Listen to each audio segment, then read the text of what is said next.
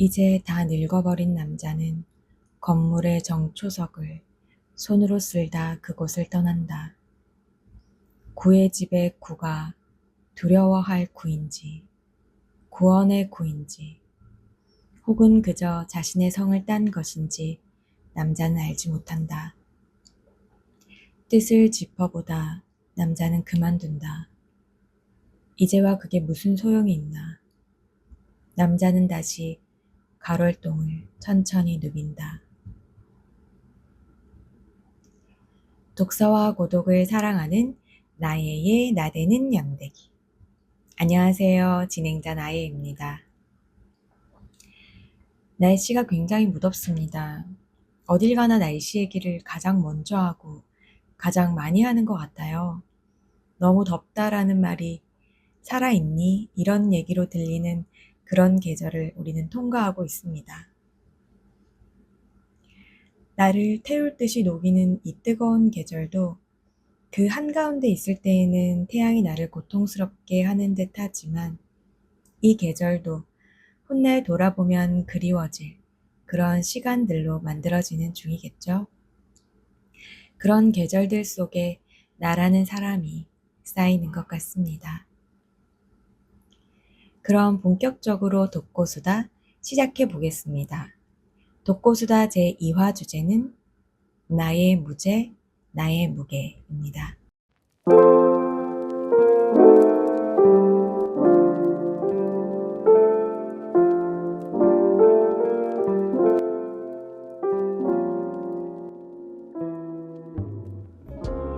최근에 굉장히 핫한 소설이죠. 성혜나 작가님의 혼모노를 읽었습니다. 시작할 때 잠깐 읽어드린 문장들은 이 책 속에 수록된 구의 집이라는 단편소설 마지막 부분입니다. 저작권에 걸릴까봐 조금 건너뛴 부분도 있습니다. 이 소설을 많은 분들이 읽고 올리신 걸 보고 이 정도면 나도 한번 읽어봐야겠다. 이렇게 뜨거운 반응이 있는 데에는 이유가 있지 않을까 생각하면서 책을 펼쳤는데 저는 병적으로 병렬 독서를 하는 사람이거든요. 여기저기 책을 많이 펼쳐놓고 읽는 편이라서 장점도 있겠지만 한 권을 완독하는 데 시간이 오래 걸린다는 단점도 있더라고요. 물론 펼치면 하루 이틀 내로 다 읽는 책들도 있지만요. 제가 좋아하는 히가시노 게이고님 추리소설이라든지 이런 책들. 근데 이 책이 그랬어요. 저는 흥미를 끄는 책을 만나면 손에서 놓지 않고 읽어요. 무슨 말이냐면 가방이든 어디든 계속 들고 다니면서 시간이 날 때마다 펼치거든요. 성격이 급해서 빨리 뒤에 어떤 이야기가 나올지 궁금하고 그걸 못 참아서 자꾸 들춰보는 거죠. 질척거리죠, 제가. 사람한테는 잘 질척거리지 않는데 책에는 유독 제가 집착을 할 때가 있습니다. 좋은 의미로. 금방 읽었어요. 속상하게도. 물론 책을 읽는 속도와 이해하는 속도가 같이 갈 때도 있지만 책의 마지막 장을 덮는 그 순간 다시 이 책을 읽게 될 때가 있거든요. 이 책을 읽는 동안 나의 생각과 마음 이런 것들에 남은 책의 잔상들이 그때부터 다시 책을 읽게 만드는 거죠. 저만의 속도로 이 책을 다시 소화하는 작업을 할 때가 있는데요. 그런 사유의 시간을 지낼 때 나만의 언어로 표현을 해보는 것, 글을 쓰는 것이 아주 좋은 방법이라고 생각은 하는데 그렇게까지 하지는 못했지만 제가 그 이전부터 스스로에게 되물었던 질문들, 이런 것들에 불을 지폈다고 해야 될까요? 이 책 뒷면에는 이런 말이 있습니다. 무엇이 진짜이고 무엇이 가짜인가? 그 경계에서 혼모노를 묻다. 이렇게 쓰여져 있는데 소설에서는 이 부분에 대해서 다채로운 방식으로 다양한 상황들에서 이런 의문들을 독자들에게 던져주고 있는데 그렇게 확장해서 나아가기 전에 저는 그 문장에서 무엇이 진짜 나이고 무엇이 가짜 나인가? 그렇다면 진짜와 가짜를 구분하는 나는 누구인가? 내가 진짜라고 생각하는 나는 정말 진짜인가? 이런 생각들을 더 깊이 하게 됐습니다.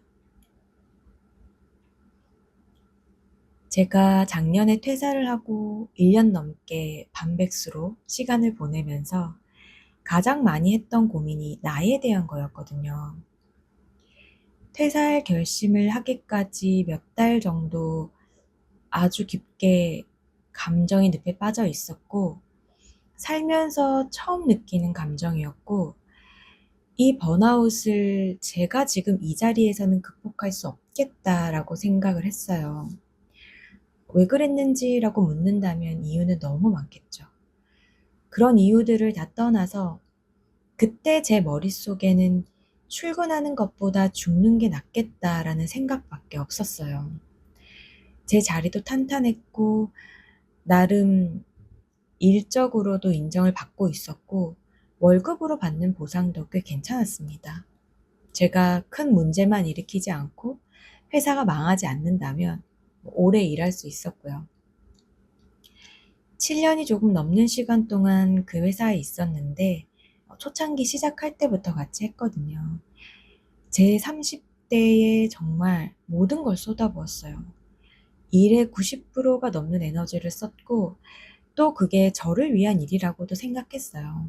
많이 배웠고 그 시간에 성장도 굉장히 많이 했습니다.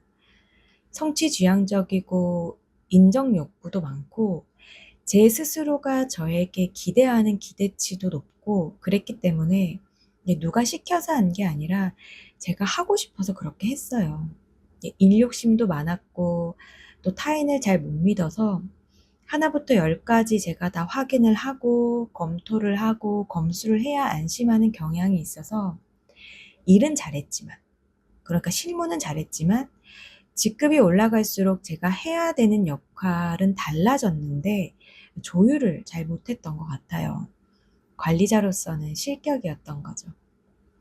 직원들의 속도를 기다려주지 못하고 내가 다 하고 내가 책임지고, 그러니까 직원들은 성장을 못하고 저는 업무가 과중이 되고, 그러던 중에 몇 가지 이벤트가 있고 저는 감정 폭탄을 맞은 거죠.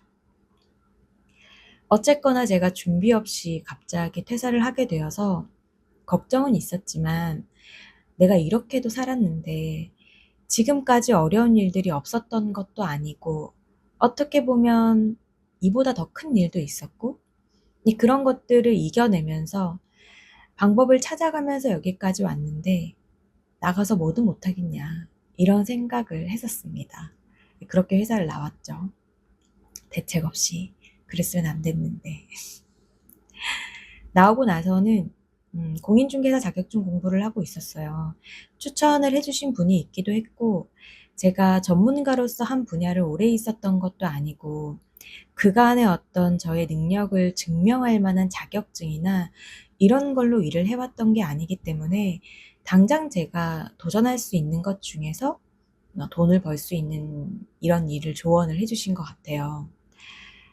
민법은 굉장히 재밌고 속도도 나고 그랬었는데 개론이 머리에 안 들어오는 거예요. 이 내 뇌가 이것을 받아들이고 있지 않다라는 느낌 혹시 아시나요? 그리고 공부를 하면 할수록 계속해서 의문이 드는 거죠. 내가 정말 이 일을 하고 싶은 건가? 돈만이 목적이라면 내가 중개사 자격증을 딴다고 하더라도 꼭 돈을 이걸로 벌 수 있다라는 보장이 있는가? 이런저런 생각들. 살면서 하고 싶은 일만 하면서 돈도 벌고 하는 이런 핑크빛 삶을 누리는 분들도 물론 계시겠지만 대부분은 그렇지 않잖아요. 돈을 벌기 위해서는 하기 싫은 일도 해야 하고, 돈을 벌 수 있는 일을 해야 하고, 내가 가진 능력으로 할 수 있는 일을 또 해야 하고. 제가 퇴사를 생각하면서 어떤 부분이 가장 아쉬웠냐면, 내가 이 회사에서 정말 열심히 일을 하고, 성과를 내고, 인정을 받고, 승진을 하고, 이렇게 했지만, 이대로 밖에 나가면 이 시간들이 무용지물이 된다는 거였어요. 이런 거를 물경력이라고 얘기를 하더라고요.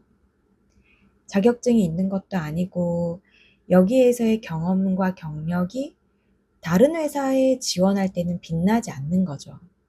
제가 한우물을 깊게 판 것도 아니었고 전공과 관련된 일을 20대 때는 잠깐 했지만 그 이후로는 그것과 벗어난 일들을 했었다 보니 그랬던 것 같아요.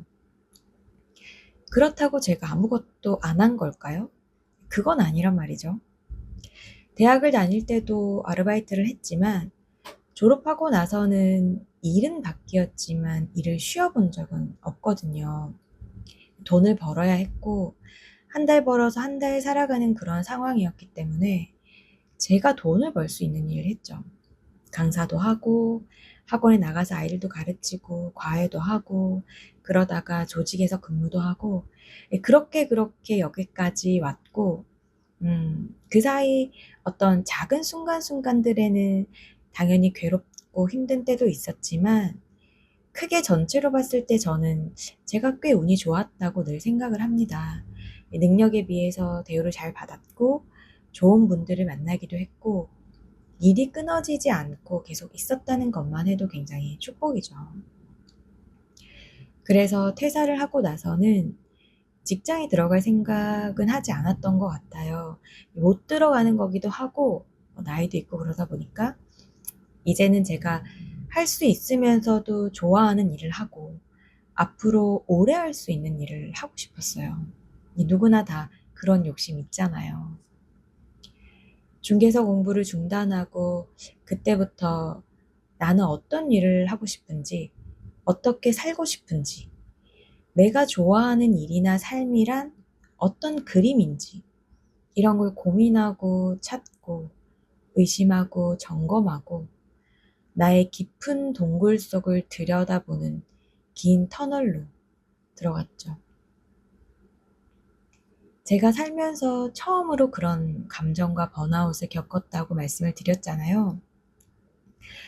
저는 그때 제 자신이 너무 이해가 안 돼서 정신과 선생님을 찾아갔어요. 상담을 받으려고. 나는 내가 이런 사람이 아니란 걸 잘 아는데 내가 나답지 않게 이렇게 흔들리는 것이 도무지 이해가 안 돼서 객관적인 진단을 받고 판단을 듣고 싶었어요. 나를 내가 납득할 수가 없어서. 이런 모습도 나라는 걸 받아들여야 되는데 설득이 안 되는 거예요.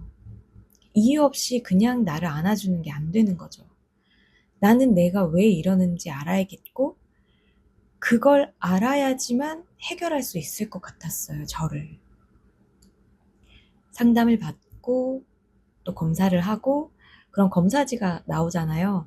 그걸 토대로 선생님이 이렇게 저렇게 얘기를 해주셨는데, 그 얘기를 들으면서, 아, 그래서 그랬었나? 아, 그럴 수도 있었겠구나, 라는 생각이 들었죠. 저라는 사람은 5 정도의 긴장도를 가지고 사는 게 제 본래 성향에 맞는데 제가 어린 나이에 결혼을 하고 이혼이라는 이벤트를 겪고 그렇게 살아내는 시간 동안 내가 그 모든 상황을 버티고 견뎌야 했기 때문에 20년 가까운 그런 세월을 9의 긴장도로 살았다는 거예요.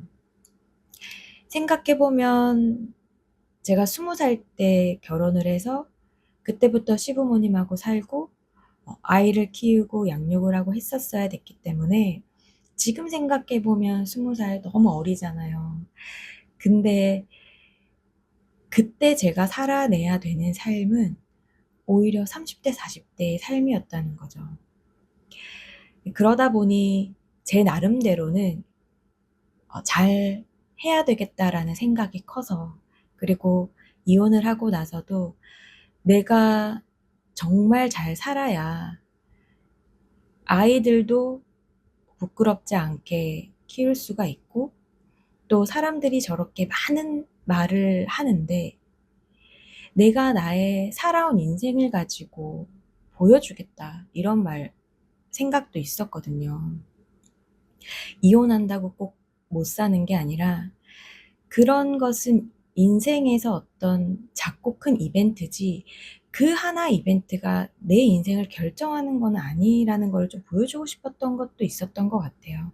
그래서 굉장히 악착같이 살았던 것도 있고, 잘해야 되겠다, 잘 살아야 되겠다, 내가 그걸 보여줘야 된다, 증명해야 된다라는 생각이 굉장히 커서 그렇게 긴장도가 높지 않았나라는 생각도 들기는 해요.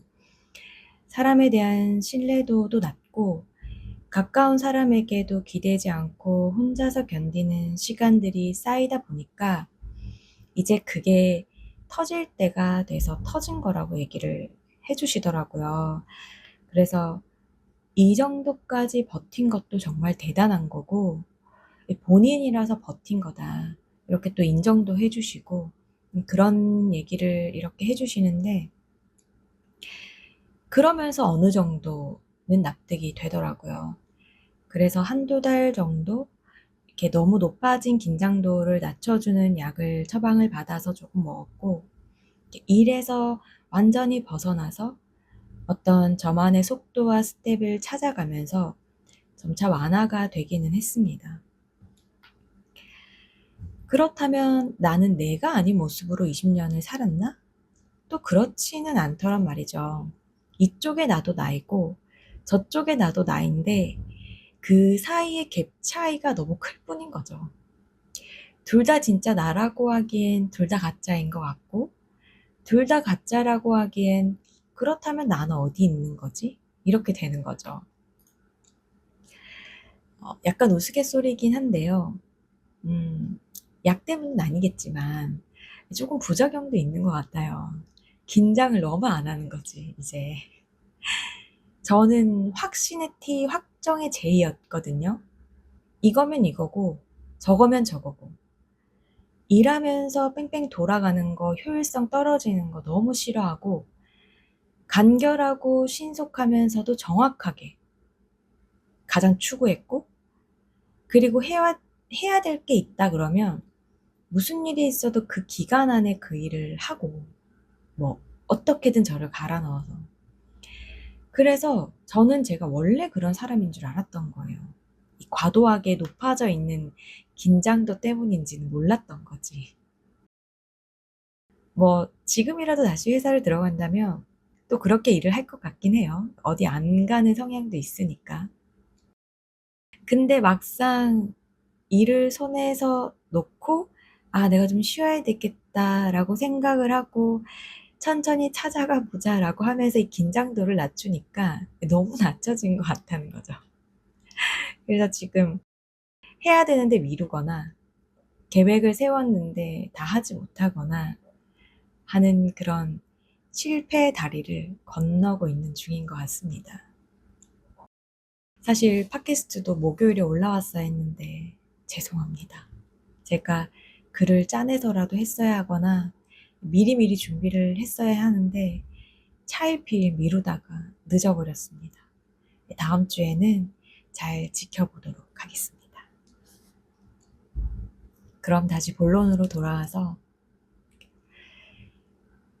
이렇게 그 시기를 지나면서 제 안에 죽었다고 생각했던 것들이 다시 살아나고, 살아있었던 것들이 또 죽어버리기도 하고, 그러면서 어느 순간에는 나라는 사람을 내가 정의하고 있던 것들을 그냥 다 버려버리고 싶다는 생각을 했어요. 막 이것들이 너무 구차하게 느껴지고 거적대기처럼 느껴지는 거예요. 거추장스럽게. 나는 이런 사람이고 나는 이런 사람은 아니야 라고 하는 것들, 나는 원래 그래, 나 그런 거 못하는 성격이잖아, 이런 것들, 치열하게 나에 대해서 탐구하고 나를 알아가는 것까지는 좋았으나 어느 순간 그게 굴레가 돼서 나를 옭아매고 있다는 생각이 드니까 답답하더라고요. 내가 지금 하려고 하는 일, 새롭게 시작해보고 싶은 일, 좋아하는 일을 하려면 내가 내 속에 붙여놓은 수많은 라벨들을 다 떼어내고 시작해야 하는데, 나는 이런 사람이야 라는 틀로 나를 가둬두고 있던 건 정작 저더라고요. 그러니까 MBTI로 말하자면 나는 ISTJ니까 절대로 ENFP는 될 수 없을 거야 라는 거죠. 근데 될 수도 있죠. 본래 내가 가지고 태어나는 성향이나 내가 살아온 경험들을 통해 만들어진 어떤 생활 방식들, 태도들, 이런 것이 완전히 바뀌는 걸 말하는 게 아니라 나는 I지만 때론 E도 될 수 있고 T이지만 학습된 F로 공감을 해줄 때도 있고 제가 그렇거든요. J지만 오늘 갑자기 여행이 가고 싶어져서 갈 수도 있는 것처럼 변할 수도 있다는 거죠. 그 변화의 힘, 그걸 믿는 게 중요한 것 같아요. 사계절이 모두 다 다르지만 같은 계절이잖아요. 나무가 사계절에 따라 잎이 나고 푸르르고 단풍이 들고 잎이 떨어지지만 그 나무는 한 그루잖아요. 존재는 확정적이지만 그 존재가 드러나는 모습은 얼마든지 다양할 수 있다. 그렇게 생각을 하면 좀 위로가 되는 것 같습니다. 아, 내가 요즘 왜 이러지? 예전에는 이러지 않았는데 너무 게으른 거 아닌가? 아, 나만 이렇게 시작을 못하는 건가? 혹은 끈기가 없는 건가? 너무 실수와 실패를 자주 하는 거 아닌가? 나는 원래 이런 사람이라 이렇게밖에 못하는 사람인가? 이렇게 꼬리에 꼬리를 물고 늘어지는 부정적인 생각들 앞에서 지금 이런 나도 나이지만 내가 어떤 모습이 되길 원하는지 그려보고 또 내가 잘했던 때, 내가 느끼기에 빛이 나던 때를 그때의 나를 생각하면서 다양한 내 모습 중에 오늘은 이런 모습이구나. 내일은 이런 모습으로 한번 해볼까? 하면서 나를 너무 다그치지도 않으면서 그렇다고 자포자기하는 것도 아닌 그런 둘 사이를 그네 타듯 왔다 갔다 하면서 계속해서 다양한 나를 만들어가도 되지 않나 그런 생각을 해보네요. 저에게. 지금 이 얘기가 가장 필요한 사람이 저인 것 같거든요. 아예 아무런 말을 못할 때는 생각이 없는 거고 확신을 가지고 말할 때는 생각이 적은 거고 횡설수설할 때는 정리 중인 거고 말이 행동이 될 때 비로소 내 삶이 된다는 걸 기억하고 싶은 날입니다. 이렇게 수다를 떨면서 제가 횡설수설하고 있는데 그렇다면 저는 정리하는 중인 거겠죠? 진짜 나와 가짜 나에 대한 고민으로 이야기를 시작했었는데요. 나는 어떤 사람인가 라는 질문에 저는 제목 없음이라 답하겠습니다. 무죄인 시간을 지나가는 기간, 존재로서의 나의 무게만을 오롯이 느끼는 시간. 제목이 없을 때는 주제가 없고 맥락 없이 어떤 글이든 붙일 수 있고 한계가 없잖아요. 그렇지만 무거워집니다. 아직 덜어내지 않았기 때문에. 그러나 언젠가 그러다 보면 그것을 다듬는 시기가 분명히 올 거라 생각합니다. 그때가 되면 구조를 만들고 덜어내고 순서를 맞추고 그렇게 하나의 이야기가 탄생되겠죠. 저는 아직 제목을 붙일 만큼의 무게를 다 채우지 못했기 때문에 방황하고 이것저것 깔짝대고 많은 글들을 덕지덕지 붙여놓고 혼란 속에 혼돈 속을 지나고 있는 중이지 않을까 합니다. 늦었다는 조바심이 저를 불안하게 할 때마다 남들보다 일찍 시작한 일도 있다는 생각을 합니다. 어느새 성인이 되어 군대에 간 아들과 숙녀가 되어가는 딸을 보며 내가 먼저 겪은 일에 대해 생각합니다. 각자의 때라는 건 정말 있는 거라고. 반대로 하고 거꾸로 해서가 아니라 내게는 그 일이 먼저 필요했기 때문이라고 그렇게 생각합니다. 이 채널을 시작하기 전에 아이들에게 먼저 물어봤었거든요. 컨텐츠의 성격상 어쨌든 제가 살아온 삶을 통해서 이야기를 하는 거다 보니까 개인적으로 겪었던 큰 이벤트들에 대해서 얘기를 하게 될 거고 또 아들은 대학을 가면서 반쯤 독립을 하기는 했지만 전 남편이 아이들을 양육했고 재혼 가정에서 크고 있기 때문에 조심스러웠죠. 앞뒤 다 자르고 모르고 그냥 이 얘기만 잠깐 듣고 저에 대해서 책임감이 없다거나 엄마로서의 자격이 없다라는 얘기를 하실 수도 있지만, 그런 얘기들은 제가 그 말을 받지 않으면 되는 거지만 아이들은 또 그렇지가 않고 이미 아이들도 부모님의 이혼이라는 큰 상처가 있는데 자신을 모르는 사람들에게 공격을 당하게 할까 봐 걱정이 많이 되었던 건 사실입니다. 근데 그러다가 아니 내가 그렇게 인기가 많은 것도 아니고 이거를 뭐 100명 1000명 보는 것도 아니고 악플도 관심이 있어야 다는 건데 괜찮겠다 이런 생각을 하면서 제가 너무 크게 걱정을 먼저 한 거지. 그래서 아이들에게 물어보니까 아들은 엄마가 뭘 한다는 거에 딱히 반대하지 않는다 이렇게 얘기를 했고, 딸도 상관이 없다고 하더라고요. 나중에 너희들을 초대하겠다 이렇게 했더니 너무 좋다 이렇게 얘기도 해주고, 영상을 올리고 나서 구독하라고 링크를 보냈더니 아들이 100만 뷰를 찍어주겠다 이렇게 얘기를 했는데 자기도 안 본 것 같아. 아직 안 본 것 같아요, 우리 아들도요. 아무튼 더운데 치사병이라 식당에서 고생하고 있을 텐데 혹시 이 영상을 본다면 힘내라고 얘기해주고 싶고, 딸이 고3이거든요. 나름 공부와의 사투를 벌이면서 애를 쓰고 있는데 언제나 응원하고 있다고 전하고 싶네요. 갑자기 인간극장이 됐습니다. 죄송합니다. 참 한참 동안 잃은 것만 생각을 했던 것 같아요. 불안했기 때문에. 오늘 이 글을 쓰면서야 다시 떠올리게 됩니다. 제가 얻은 것들에 대해서. 다음에는 인생에서 제가 얻은 것들에 대해서도 한번 나눠볼 기회가 있다면 좋겠네요. 책에 대한 내용으로 시작을 했지만 책에 대한 내용은 거의 없고 두서없이 제 얘기만 나열을 한 것 같은데요. 이런 얘기를 할 때가 참 없어서 그러는구나 하고 해주시면서 너그러이 봐주시면 좋겠습니다.